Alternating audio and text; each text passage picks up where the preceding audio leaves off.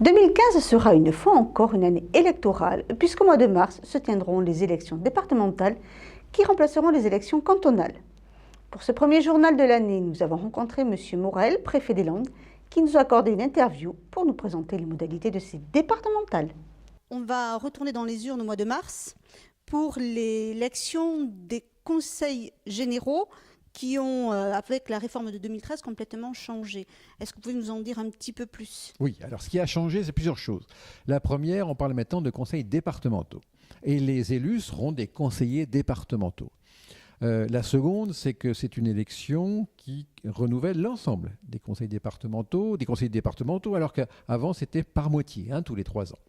La troisième, surtout, c'est qu'on a redécoupé les circonscriptions électorales pour faire en sorte qu'il y ait dans chaque canton ce qu'on appelle un binôme, c'est-à-dire soit élu en même temps un homme et une femme.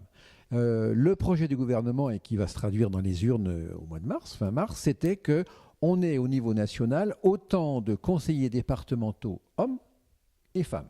Ce qu'il faut bien souligner, c'est que autant les candidats se présentent en binôme. C'est-à-dire que sur le bulletin de vote, vous aurez 2 noms, un homme et une femme. Et ils seront élus ensemble ou pas élus ensemble, si je puis dire.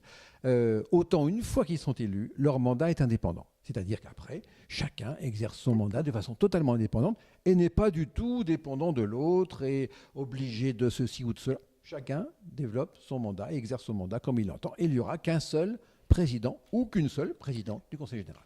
Pour en revenir à l'élection, c'est comme pour les municipales, il faut se munir de sa pièce d'identité quand on est dans une commune de plus de 3000 habitants.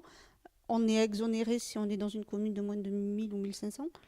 Voilà. Et il n'y a pas de rature. Alors, en effet, d'abord, il ne faut rien écrire sur le bulletin de vote. Pas de Si vous panachage. faites une rature, si vous barrez un nom, c'est un bulletin nul. Bon. Donc, si on veut faire élire le binôme, il ne faut rien. Il faut prendre le bulletin, il faut le mettre dans l'enveloppe et il faut le mettre dans l'urne. Il ne faut rien mettre.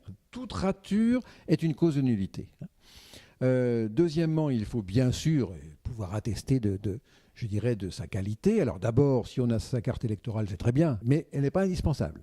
Si on l'a oublié, si on l'a pas reçue, si on n'est pas forcément, on n'a pas eu le temps de passer chez soi la prendre, on peut venir et c'est l'inscription sur la liste qui compte. Mais le président du bureau de vote et les assesseurs vont quand même vous demander de justifier de votre identité. En effet, il ne faut pas que ce soit quelqu'un d'autre qui vote à votre place.